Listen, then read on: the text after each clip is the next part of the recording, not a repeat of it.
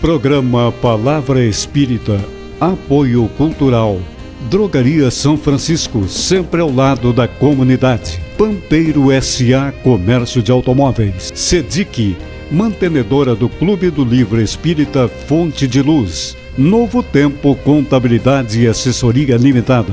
Sociedade Espírita Estudo e Caridade Lar de Joaquina. Walter Beltrame Casa Completa. Fest Bistrô. Saboreie nossos sábados e segundas sem carne.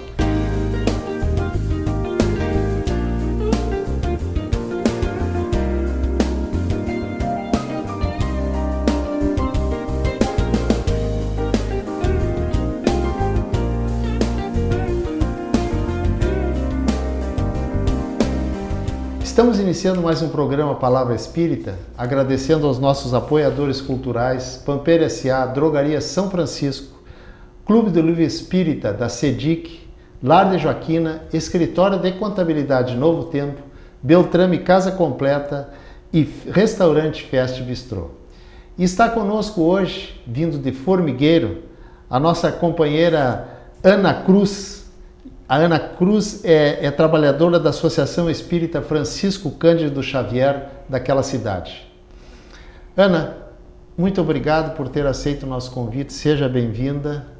Nós é que agradecemos, é sempre uma alegria a gente poder estar divulgando a doutrina espírita, sabedores que somos que a maior caridade que se pode fazer pela doutrina é a sua divulgação. Exatamente. Então, sempre que se tem a oportunidade, a gente fica muito feliz. E sempre que possível a gente aceita e a gente aproveita para cumprimentar o programa, as pessoas que estão assistindo e desejando que a gente possa ter este encontro que seja muito proveitoso, que possamos então conversar sobre a doutrina e aprender um pouco mais sobre ela.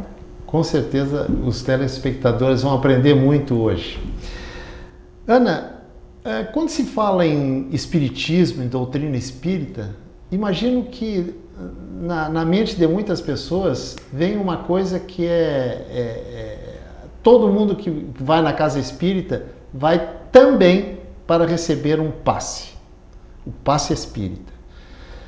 Diz para os nossos telespectadores, fundamentalmente para aqueles que não são espíritas ou que são simpatizantes da doutrina espírita, o que acontece durante o passe? Bom, o passe, o que é o passe? O passe nada mais é do que uma transfusão de energia. A gente pode pensar no passe como sendo eletromagnetismo. Então, quer dizer, temos um doador e um receptor. E será transferida, então, energias que são energias animalizadas, energias humanas, mas também energias espirituais para esta pessoa que está ali como receptor. Então, tem um irmão que está trabalhando de boa vontade, com muito amor, que foi preparado para isso, porque tudo na doutrina espírita, todas as tarefas da doutrina espírita, a gente primeiro faz um estudo, faz um preparo, né? Ninguém dá o que não tem. Então, primeiro a gente precisa adquirir o conhecimento, precisa adquirir a técnica, aprender como as coisas funcionam, para que a gente possa passar isso e buscar auxiliar o irmão que está conosco nesta jornada. Então, no passe, a espiritualidade usa deste trabalhador, que é o médium, que é o médium, um aplicador de passe, que antigamente até se falava em passista, mas atualmente se opta pela expressão aplicador de passe, né? Porque vai ser o mediador que vai estar passando essa energia. Como é que funciona, então? A casa espírita é o local adequado para que se receba o passe. Existem situações específicas, por exemplo, se a pessoa está internada e está precisando e o familiar vai lá e nos pede, ela não tem como ir até a casa ou está em casa mesmo, mas não tem condição, sim, a gente pode sim aplicar no seu leito. Mas o local adequado, o local propício, preparado é o centro espírita. E dentro do centro espírita nós temos salas especiais para a aplicação do passe, normalmente. Tem situações em que se aplica o passe na própria sala onde está sendo realizada a doutrinária, a exposição pública. Mas normalmente a gente tem uma salinha reservada para aplicar o passe. Quando a pessoa vai para esta salinha, a equipe espiritual já preparou todo esse ambiente. Então já tem assim, equipamentos espirituais, já tem toda a psicosfera, já está toda preparada, já está adequada para que possa ser feito, então, essa transferência de energia para este irmão que está necessitando. Bom, aí acontece, então, o que chamamos do passe misto. O que é o passe misto?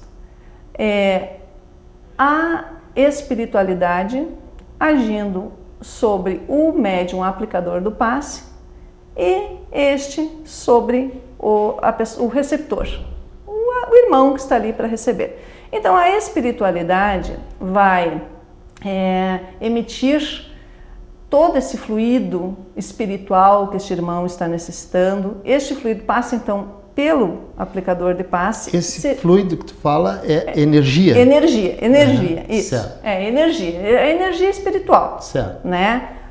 Fluidos vitais, revitalizantes, né? Que este irmão esteja precisando. Isso é passado, então, através do médium, porque quando passa pelo médium, o médium também vai ceder esses outros fluidos aí mais materializados. Perfeito. Para que a soma dessas duas energias, a espiritual e a material, possam chegar a este irmão e possam equilibrar as suas funções que estejam em desequilíbrio. André Luiz nos fala que o passe é mais do que uma transferência de energia. Ele nos diz assim que o passe é o reequilibrante ideal da alma, da mente. Ele ainda nos fala que, da mesma forma que nós usamos antibióticos para combatermos micro-organismos no corpo físico, nós deveríamos usar o passe para evitar alterações obsessivas, por exemplo. Da mesma forma que a gente usa a asepsia, a limpeza, né, no cuidado do corpo físico, nós deveríamos usar o passe para essa asepsia, essa limpeza do nosso espírito. Tu falaste no médium, né?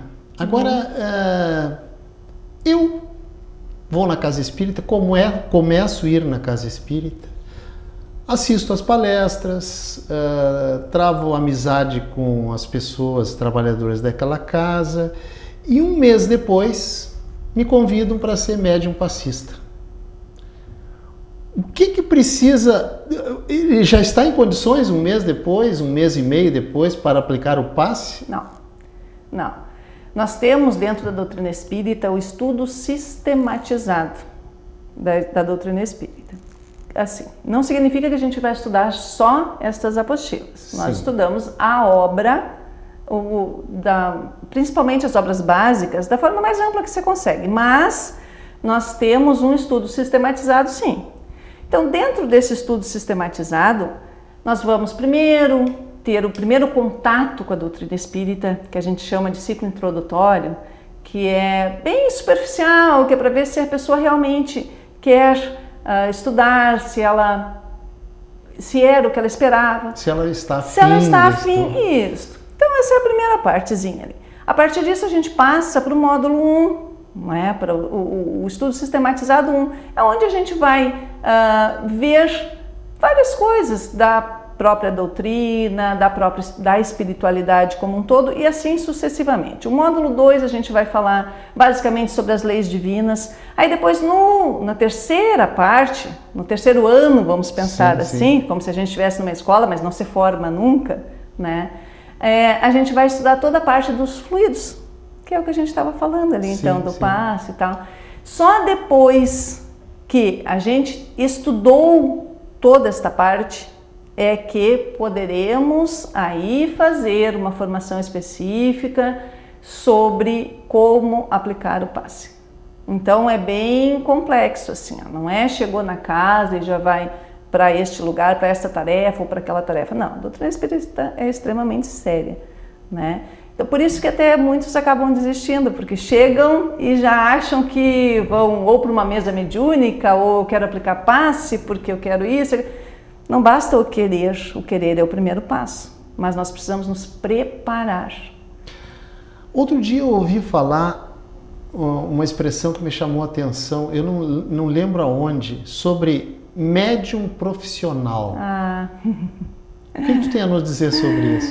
Bom, Kardec já havia pensado nisso. No Livro dos Médiuns, no capítulo 28, ele fala sobre o título que ele dá é Médiuns Interesseiros, se eu não me engano.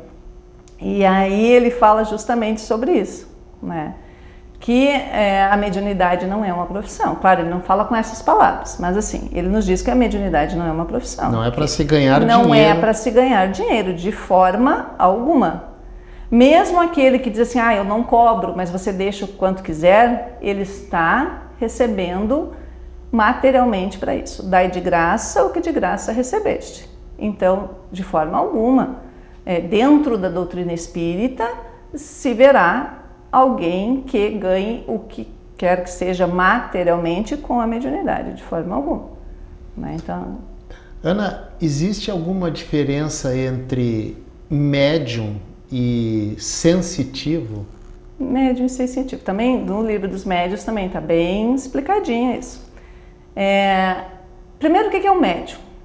Médium é toda aquela pessoa que percebe, né, que tem alguma forma de percepção de espíritos. Então, na verdade, todos nós somos médiuns.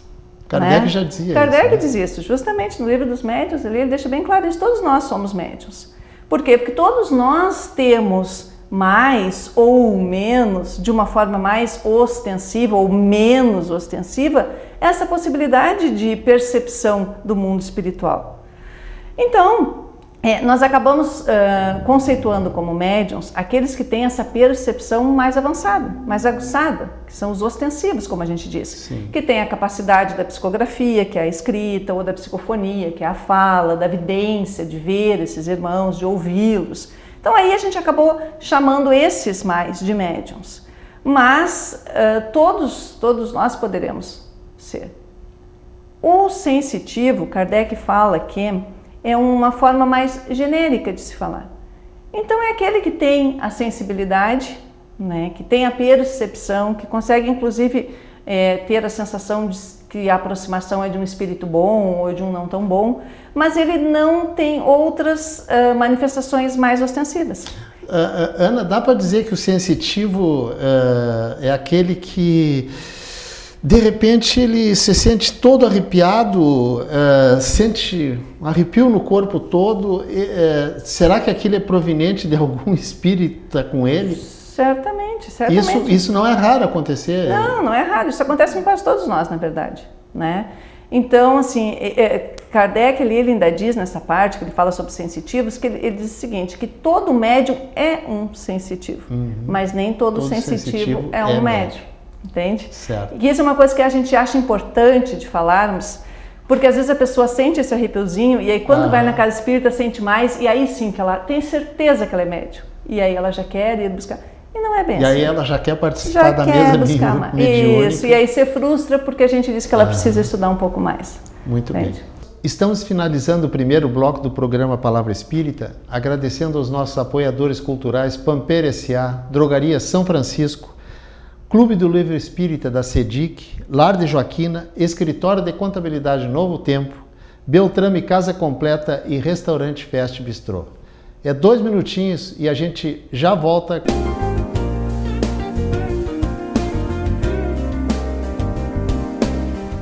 Programa Palavra Espírita, apoio cultural. Drogaria São Francisco, sempre ao lado da comunidade. Pampeiro S.A. Comércio de Automóveis. SEDIC, mantenedora do Clube do Livro Espírita Fonte de Luz. Novo Tempo Contabilidade e Assessoria Limitada. Sociedade Espírita Estudo e Caridade Lar de Joaquina. Walter Beltrame Casa Completa. Fest Bistrô. Saboreie nossos sábados e segundas sem carne. Uma conversa pode transformar uma vida. Por isso, compartilhe conosco aquilo que você não divide com mais ninguém.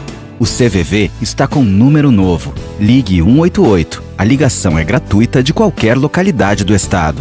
Atendimento 24 horas. Disque 188 e converse com um de nossos voluntários. CVV, Centro de Valorização da Vida. A linha que faz você seguir em frente.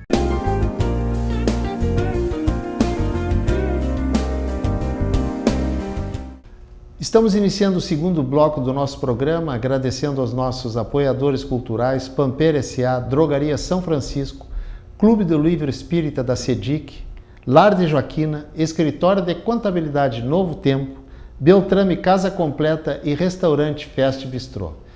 E está conosco hoje a nossa amiga querida de Formigueiro, da Associação Espírita Francisco Cândido Xavier, Ana Cruz. E a gente está conversando aqui sobre N assuntos dentro da doutrina espírita. Agora, Ana, vamos falar um pouco de família. Todos nós temos uma família. Agora, segundo a doutrina espírita, o que nós herdamos em termos de família? Herdamos alguma coisa geneticamente, outras coisas espiritualmente, ou uma coisa não tem nada a ver com a outra? Herdamos a parte, digamos, o bom humor do pai ou o mau humor do pai. Isso é herdado?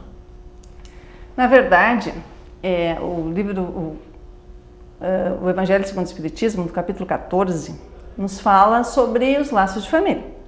Família espiritual e a família corporal. E ali nos diz que o corpo gera o corpo, mas o espírito não gera o espírito.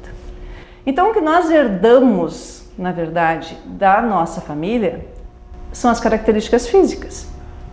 As características espirituais, a personalidade, isso nós não herdamos dos nossos pais.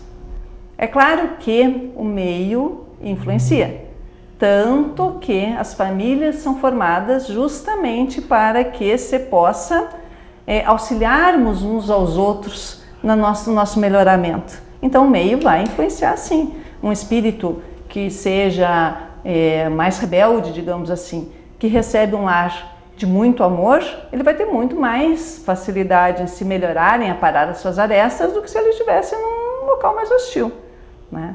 Então, de uma forma geral, a gente pode dizer assim, nós herdamos as características físicas. Só que nós temos que pensar que o que nos possibilita a nossa evolução é o corpo físico. Então, este corpo físico, ele tem que ser adequado para as nossas necessidades evolutivas. Certo. Então, antes de nós encarnarmos, é feito um planejamento para esta nossa encarnação. É que nem quando a gente vai viajar. A gente faz um roteirinho daquela viagem. E quando a gente está fazendo esse roteirinho, a gente vê o que a gente vai precisar colocar na mala. Quando a gente vem para a Terra, quando a gente vai reencarnar, quando a gente vai fazer essa viagem ao plano físico, também nós vamos precisar de algumas coisas que nos possibilitem executar essa viagem da melhor maneira possível. Então, as nossas características físicas, elas sofrem a influência da equipe responsável pelo processo reencarnatório, no sentido de que no momento da fecundação, a magnetização, né, das células que são específicas, que são as que vão nos dar as características que vão nos facilitar essa jornada terrena. Isso aí, essas células já fazem parte da programação de vida? Ou essas células são aleatórias, digamos? Não, funciona assim. Quando a gente faz esse planejamento, já está definido, né, quem serão os nossos pais. Certo. E aí, no momento da fecundação, o que acontece? A equipe responsável por esse processo reencarnatório vai imantar, ou seja, vai fortalecer aquele espermatozoide que vai ter as características genéticas mais adequadas para a nossa existência terrena. Eu vou me permitir te fazer uma outra pergunta em função disso que tu falaste agora. Isso significa dizer que, segundo a doutrina espírita, lógico, sim, o espermatozoide, aquele XYZ que penetra, ele é previamente escolhido em detrimento de todos aqueles outros milhões? Sim, sim. A gente pode afirmar que sim, né? Se nós formos estudar as obras de André Luiz, onde ele fala, inclusive tem ali a reencarnação de Sigismundo, ele nos mostra justamente o momento em que há esta magnetização deste espermatozoide para que aquele específico, que tem aquelas características, seja o que chegue até o óvulo. Porque são milhões de espermatozoides, né? E a gente precisa um específico que vai nos dar aquelas características. Por isso que dentro da família, uns irmãos têm uns caracteres, outros têm outros, de acordo com aquele planejamento necessário. Entende? Então, a lei física da genética é mantida, sem sombra de dúvida. A gente vai ter os genes dos nossos pais. Mas, para que a gente possa fazer da melhor maneira possível, então, esse planejamento, executar essas tarefas, a equipe espiritual responsável pelo processo reencarnatório vai dar uma facilitadinha, digamos assim. Tá, agora, Ana, ainda falando em família, a doutrina espírita explica de alguma forma por que o filho João e a filha Maria se dão maravilhosamente bem, mas o filho João com o filho Otávio é uma briga constante.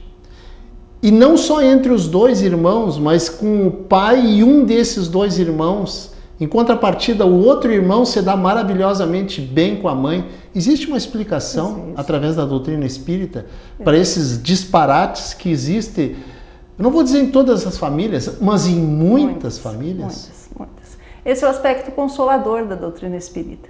Que a doutrina espírita tem esse aspecto, né, de instruir e consolar, esclarecer e consolar. Bom, então quando a gente começa a entender, fica mais fácil até de nós sermos consolados. As reencarnações explicam isso. E esse capítulo que fala dos laços de sangue, os laços espirituais, nos facilita bastante esse entendimento. Porque esses que são nossos familiares hoje, alguns deles podem ser nossos amigos já de outras encarnações, podem fazer parte até da nossa família espiritual mesmo, no mundo espiritual, e outros não. Outros são aqueles que nós temos desajustes do passado, aqueles que nós já erramos muito com eles e que eles já erraram conosco. E que agora Deus nos dá a nova oportunidade de juntos buscarmos a redenção de tudo isso. Porque a família é o local onde a gente tem a possibilidade de amar. Nem sempre conseguimos, mas é onde a gente tem a maior possibilidade de amar. Então, às vezes, são reunidos numa mesma família espíritos que foram inimigos ferrenhos do passado. E que ali, como pai e filho, como mãe e filho, como irmãos, às vezes até gêmeos. Então, quer dizer que desde o ventre já estão dividindo o mesmo espaço, né? É onde se tem a oportunidade de aprender a amar. Então, é uma bênção, assim. E é isso que explica todas essas diferenças. Da mesma forma que explica aquela pessoa que não é nosso familiar, que a gente está vendo pela primeira vez, e a gente vê e tem uma empatia, uma simpatia, uma vontade de abraçar, porque a gente sente assim como se já conhecesse há muito. E o contrário também existe. E o contrário também. Então, assim, tudo isso é explicado pelas inúmeras reencarnações. Agora, Ana, para aquela pessoa que está nos assistindo, que não é espírita, mas que ficou com curiosidade para saber mais a respeito desses assuntos, aonde que ela encontra isso dentro da doutrina espírita? Se formos procurar em livros, a gente sempre sugere que se comece pelas obras básicas. Né? O que são as obras básicas? As obras básicas são as obras que o próprio Kardec escreveu. Ele começou com o Livro dos Espíritos, onde foi a codificação da doutrina espírita. Que é a parte filosófica, digamos. O Livro dos Espíritos, ele na verdade ele vai conter as outras 4 obras. Sim. Tem a parte filosófica, a parte científica, na Gênese, por exemplo, e tem toda a parte religiosa, que é o Evangelho. Sim, sim. E essa parte da família aí a gente encontra bastante no Evangelho. No Evangelho. Evangelho segundo o Espiritismo. O Evangelho segundo o Espiritismo. Para quem está começando, né, o Evangelho é o melhor, porque é a parte religiosa que vai ser mais pronunciada, né? Então, da moralidade. E ali a gente encontra. Mas podemos começar pelo Livro dos Espíritos, que foi por onde Kardec começou. Né? O Evangelho é o que traz as parábolas de Jesus explicadas segundo a ótica espírita. Segundo a ótica espírita. O Evangelho, segundo o Espiritismo, traz, então, partes do próprio Evangelho, algumas coisas de Lucas, de João, ali explicadas à luz da doutrina espírita, e depois traz parábolas, traz Santo Agostinho. Então tem vários espíritos que nos orientam dentro desta obra, né? Ana, vamos sair da família e vamos para o hospital. Vamos. Por que aquela pessoa, o doente, digamos assim, terminal, antes dele morrer, ele tem normalmente, não é em todos os casos, é lógico, Sim. uma melhora significativa e depois dessa melhora ele acaba morrendo. A doutrina espírita explica isso de alguma forma racional, digamos? Explica. Raras coisas, eu até me atreveria a dizer que nada fica sem uma explicação lógica, porque a doutrina espírita nos diz isso, que para tudo tem uma explicação, nem tudo nós conseguimos entender. Sim. Entende? Nem tudo nós temos inteligência já evoluída o suficiente para entendermos, mas tudo tem uma explicação. Nada é por acaso e nada é inexplicável. Bom, aí a gente falou que ia sair da família, mas na verdade continuamos na família, porque isso acontece muito em função da família. Da mesma forma que a gente falou que tem uma equipe que coordena a reencarnação, tem uma equipe que coordena a desencarnação. Nós estamos amparados continuamente, do momento da fecundação até o momento da nossa volta ao mundo espiritual, por equipes diferentes, nosso anjo da guarda sempre, e equipes de acordo com o momento. Então tem equipes que nós chamamos de obiatras, que são responsáveis pelo esse processo de desligamento do espírito com o corpo. E esse processo, quando é de forma natural, quando é através da doença, ele vai acontecendo gradativamente. Então, nesse momento, nesses dias, nesses meses, nesse período que esse nosso ente querido está ali, segundo o nosso conceito, sofrendo, na verdade ele está sendo preparado para voltar ao mundo espiritual, para se desligar, porque aí depois desse retorno, essa chegada lá vai ser mais fácil. Só que como nós não temos esse entendimento da vida espiritual, nós achamos que aquele sofrimento ali é demais e nós não queremos que ele sofra. E aí a gente fica ali, rezando muito para que ele melhore, para que ele sare, porque a gente não quer se separar, para que ele possa se recuperar. E isso acaba atrapalhando, digamos assim, a equipe de obiatras que está fazendo essa separação, passo a passo, do espírito com o corpo. Então, o que acontece? Para que nós, familiares, nos acalmemos, que nós não atrapalhemos tanto, a equipe espiritual faz um passe, né? Sim. Energiza este irmão. Ele dá aquela melhorada, a família se acalma e aí param, então, de dificultar o trabalho, dificultar o processo. Então, é para facilitar esse processo. É para a família, na verdade. Famílias e amigos, né? E isso é a beleza da doutrina espírita, está nessas explicações lógicas e racionais, porque a doutrina espírita não é apenas, ela não só instrui, ela consola. Isso é fundamental. Ana, nós estamos chegando ao final do nosso programa, agradecendo mais uma vez por tu estares aqui hoje, aceitando o nosso convite. E com certeza foi muito edificante, muito esclarecedora as questões que tu abordaste hoje nesta tarde. E deixo para ti, se quiser dizer alguma coisa, fica à vontade. Então, nosso agradecimento pelo convite, pela companhia agradável, por esses irmãos que vão nos ouvir e principalmente assim, que quem está nos ouvindo comece a prestar mais atenção na vida espiritual. Vamos buscar entender, porque quando a gente se abre para essa possibilidade do aprendizado sobre a vida espiritual, a gente consegue levar uma vida terrena muito melhor. Conhece a verdade e a verdade vos libertará. Muito bem. E com essas palavras, conhece a verdade vos libertará, nós encerramos o nosso programa de hoje, agradecendo nesse finalzinho aos nossos apoiadores culturais, Pampeira S.A., Drogaria São Francisco, Clube do Livro Espírita da CEDIC, Lar de Joaquina, Escritório de Contabilidade Novo Tempo, Beltrame Casa Completa e Restaurante Fest Bistrô.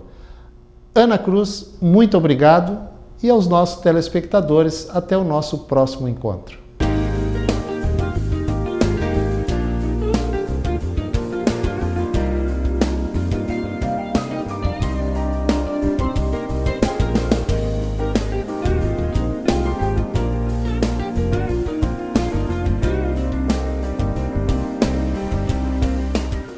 Programa Palavra Espírita, apoio cultural. Drogaria São Francisco, sempre ao lado da comunidade. Pampeiro S.A. Comércio de Automóveis. Sedic, mantenedora do Clube do Livro Espírita Fonte de Luz. Novo Tempo Contabilidade e Assessoria Limitada. Sociedade Espírita Estudo e Caridade Lar de Joaquina. Walter Beltrame Casa Completa. Fest Bistrô. Saboreie nossos sábados e segundas sem carne.